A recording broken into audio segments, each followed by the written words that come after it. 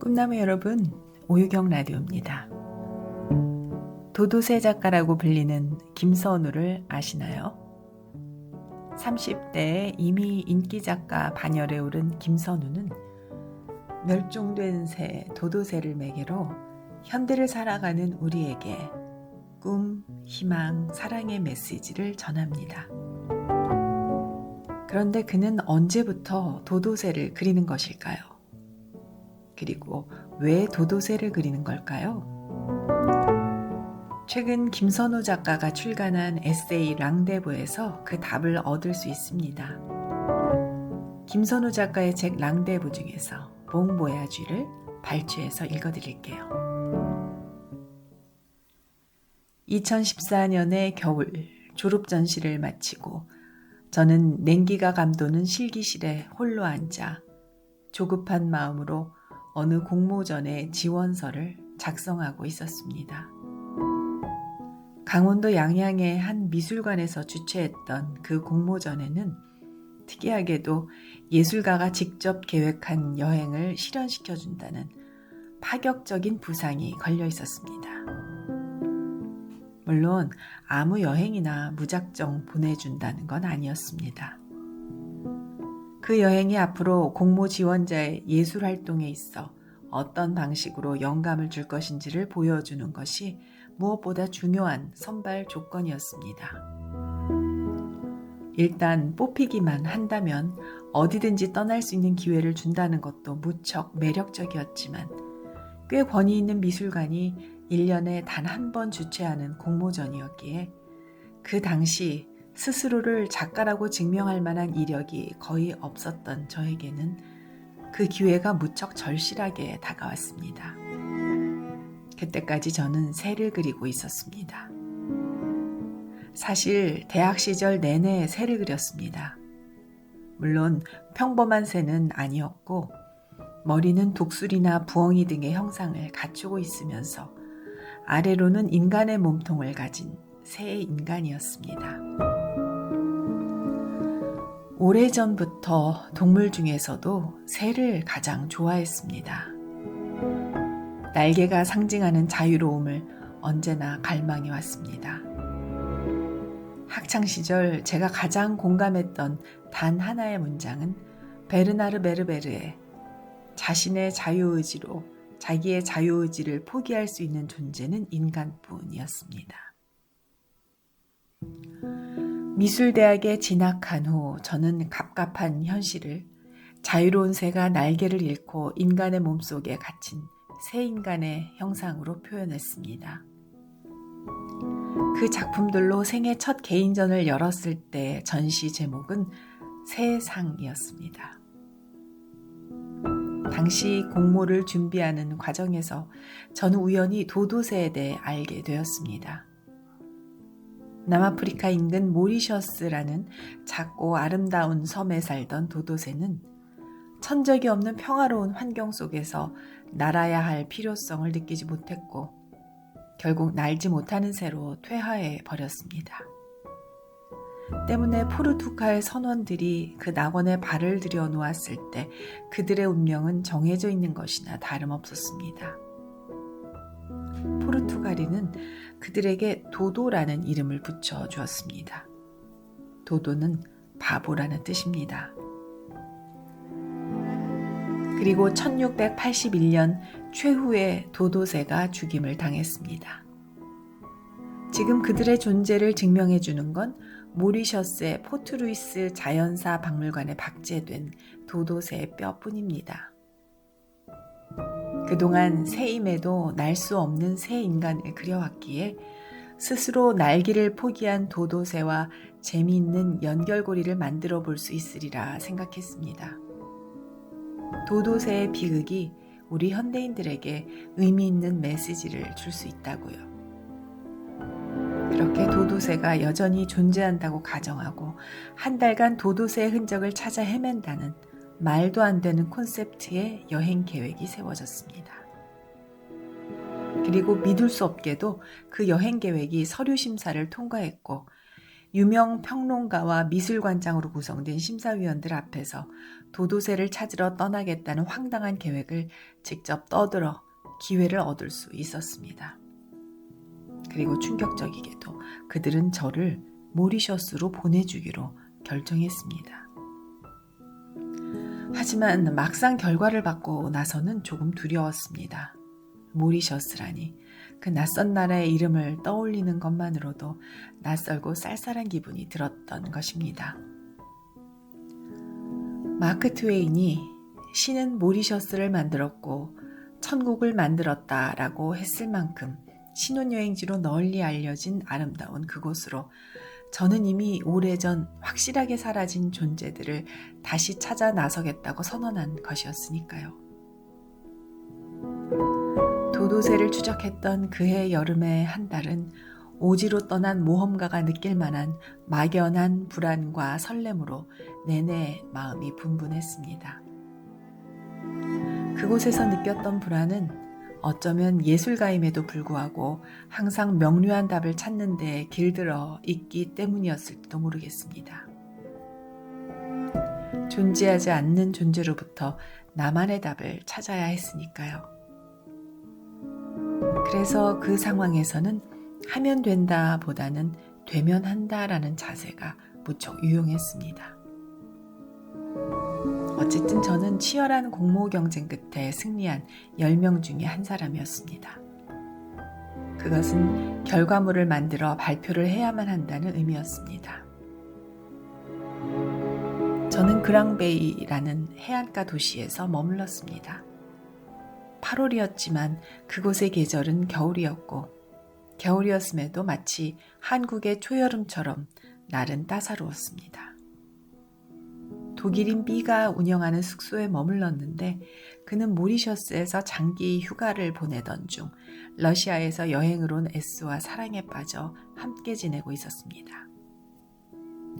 먼 동방의 나라에서 도도새를 찾아보겠다는 일념으로 혼자 떠나왔다는 저를 그들은 무척 흥미로워했습니다. 심지어 그들은 한 마리쯤은 아직 살아있을지도 모르지 라며 도도새를 찾는 모험에 동참하겠다고까지 했습니다. 피처 잉여로운 시간이 넘쳐났던 우리는 틈이 날 때마다 히치하이킹으로 트럭을 얻어 타고 섬을 여행했습니다. 도도새의 흔적을 찾고 만나는 사람마다 혹시 도도새를 본 적이 있냐고 묻고 도도새에 대한 글을 쓰고 도도새에 대한 그림을 그리며 한 달을 보냈습니다. 도도새의 나날들이었습니다.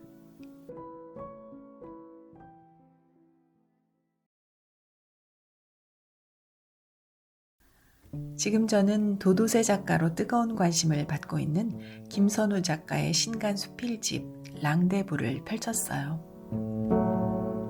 회화는 시각 이미지이기 때문에 감각적, 감성적, 충동적인 것으로 이해하기 쉽지만 사실 회화는 세계를 인식하는 방법 중에 하나고 지적 생산물이라는 관점에서 보는 것이 유용합니다. 그래서 작가의 생각을 읽는 일이 의미 있는 것이죠. 작가의 도도새 작품에 관심 있는 분이라면 작가의 작품 노트의 연장이라 할 수 있는 이번 책 랑데부를 읽어보시길 권하면서 랑데부 중 작가의 일 중에서 읽어드릴게요. 최근에서야 저는 전업작가가 되었습니다. 축복받은 일이라고 늘 생각합니다. 여러 의미가 있겠지만 제게 있어 전업작가로서 삶을 이끌어 나간다는 건 예술가로서의 활동이 전적으로 삶을 책임져 준다는 것을 뜻합니다. 예술가도 결국 이 세상을 살아가기 위한 직업의 한 종류니까요. 그러나 여기에는 조금 미묘한 시선들이 존재합니다. 그 책임에는 정신적인 면뿐만 아니라 당연하게도 금전적인 부분이 포함되어 있기 때문입니다. 아직까지도 미술대학이나 혹은 특정 계층에서는 후자에 대해 논의하는 일 자체를 불편하게 여기는 것 같습니다. 물질적인 면을 중요하게 여기게 된다면 예술이 반드시 가져야만 한다고 여겨지는 순수성을 해칠 수도 있고, 그로 인해 창작자의 개성과 독립성이 일종의 타협을 하게 될 거라고 우려하는 시선이 존재하고 있는 겁니다. 저는 순수함에 대한 정의는 상대적일 수밖에 없고, 여기에 대해 어떤 답을 내리거나 맞다 틀리다를 다투는 일은 시간 낭비라고 생각합니다. 어떤 치열한 논쟁이 오간다 한들 결국 창작물에 대한 책임과 결과는 오롯이 창작자에게 달려있기 때문입니다. 이것은 비단 예술에만 해당되는 이야기는 아닐 겁니다. 삶을 살아가며 하고 싶은 일을 더 할 수 있는 유일한 방법은 하고 싶지 않은 일의 비율을 필사적으로 줄여나가는 것뿐이라고 생각합니다. 그 과정에서 원하는 일과 현실 세계와 관계를 맺는 방식, 책임을 담보하는 방법을 자연스럽게 체득하게 됩니다.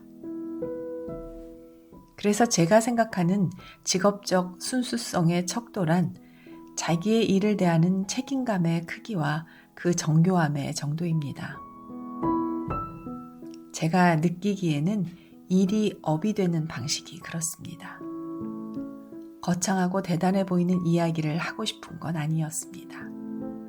다만 이 자리를 빌려 제가 예술을 통해 우리들의 삶과 세상을 사랑하는 방법을 이야기하는데 기쁨을 느끼는 사람이며, 그러한 사랑을 지속하기 위해 온 힘을 다해왔다고 고백하고 싶었습니다. 그리고 앞으로도 언제까지나 이처럼 살아가기를 간절히 소망하는 마음을 전하고 싶었습니다.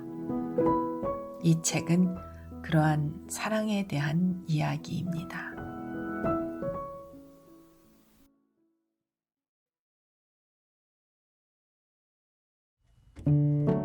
그림을 그리는 작가에게 아이러니하게도 글을 쓰는 일이 매우 중요합니다. 누군가에게 작품을 설명하기 위해서는 오히려 부수적인 용도이고, 스스로 작품의 의도를 명확하게 벼리기 위해서 꼭 필요하기 때문이죠. 그런데 요즘 작가들 가운데 작가 노트를 챙겨 쓰는 사람이 많지는 않아요. 그만큼 쉬운 일이 아니기 때문이죠. 또 작가 노트만큼이나 작가의 작품과 활동을 아카이브로 잘 관리하는 것이 매우 중요합니다. 그 기록이 쌓여서 작품의 가치를 높이게 되거든요.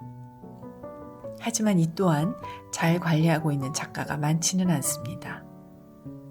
작품 활동도 버거운데 여간 귀찮은 일이 아니에요. 저는 김선우 작가의 홈페이지에 들어가 보고 깜짝 놀랐습니다. 아카이브를 이렇게 잘 정리해 놓았다니, 평소 예술 공무원이라는 별명이 그냥 붙은 게 아니구나 싶더라고요. 매일 새벽 5시에 점심 도시락을 싸서 작업실로 출근하고 오후 5시에 퇴근하는 루틴을 가진 작가. 주말에도 번잡하지 않아 더 작품에 몰입하기 좋다는 작가. 단조로운 루틴을 유지하는 건 창조력이 필요한 창작자에게는 매우 필요한 일입니다.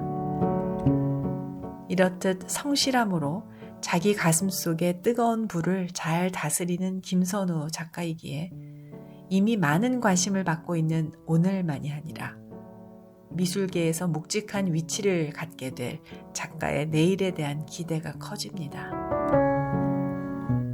꿈나무 여러분들을 위해 준비한 선물, 오늘은 김선우 작가의 목소리를 들려드릴게요. 작가의 책 랑데부 중에서 작가 노트에 대한 생각을 담은 부분, 김선우 작가의 목소리로 듣습니다.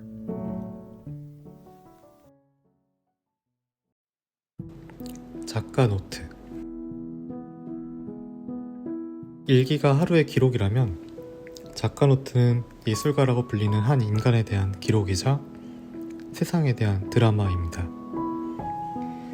제가 미술대학에서 얻은 가장 큰 배움은 작가 노트를 쓰는 법이었습니다. 어떤 예술가의 작품이 이해가 되지 않고 더 깊은 교감을 하고 싶다면 그 작가의 작가 노트를 찾아보면 됩니다. 작가 노트는 단순히 어떤 작품과 작가에 대한 주석이 아니라 그 작품이 태어난 근본적인 시작점이자 결말인 동시에 그 결말 이후의 이야기에 대한 예언이기 때문입니다. 이를 위해 미술대학에서는 4년 내내 교수님들과 학생들 앞에서 자신의 작업에 대한 근거를 설명하고 평가받는 일을 반복합니다. 그런 방식의 설득을 통해서 진짜 나를 찾아가는 과정을 발견하게 됩니다. 비록 그 시작은 타인을 설득하기 위함이었다고 해도 결국 그 과정은 나 자신에 대한 설득의 시간이기도 합니다. 제게는 그것이 작업뿐만 아니라 삶을 꾸려나가는 데 있어 큰 용기를 주었습니다. 그리고 동시에 제가 가진 상처의 의미와 저를 둘러싼 세상을 직시하는 소중한 단서가 되었습니다. 너 자신을 알라 라는 말은 흔히 그리스 철학자 소크라테스의 금원으로 알려져 있습니다. 하지만 실제로는 델포이 신전에 새겨져 있던 글귀라고 합니다. 신화시대의 사람들이 한치 앞도 알 수 없는 자신의 운명에 대한 질문들을 안고 델포이에 도달해 아폴론의 신탁을 얻었을 텐데, 그런 의미심장한 장소에 쓰여있는 글귀로는 이보다 적절할 수 없는 듯합니다. 작가 노트를 쓴다는 건 어쩌면 델포이로 떠나기로 결심하고 그 여정을 시작한 것과 같지 않을까요? 설득의 변에는 싫어도 이러저러한 살들이 붙기 마련입니다. 그리하여 제 작가 노트에는 수많은 번민과 소망, 세상을 향한 불만과 희망들이 문자라는 정갈한 형태로 종이 위에 안착하려고 애쓰고 있지만, 결국 제 작업을 보는 이들과 저 스스로에게 이야기하고 싶은 것은 단순하게 정리할 수 있습니다. 스스로 날개를 포기해 멸종한 도도새들처럼 현실에 안주할 생각을 하지 말고 지금 당장 하고 싶은 일을 찾아 무모한 모험을 떠나라는 무책임한 말을 하고 싶은 것이 아닙니다. 다만 당신께 작가 노트를 쓰는 일을 제안하고 싶습니다. 당신이 작가이든 작가가 아니든 상관없습니다. 삶이라는 작품을 써내려고 한 건 우리 누구에게나 지워진 무거운 운명인 동시에 창조적인 권능과 축복이니까요. 그렇기에 우리는 끊임없이 우리 스스로에 대하여 기억하고 기록하고 성찰해야 합니다. 저는 그렇게 생각합니다. 그것은 신전으로 향하는 당신의 여정을 따뜻하게 완성하는 마음을 전하는 일이며, 동시에 그 길 위에 있는 저 스스로에게도 용기를 북돋는 일입니다.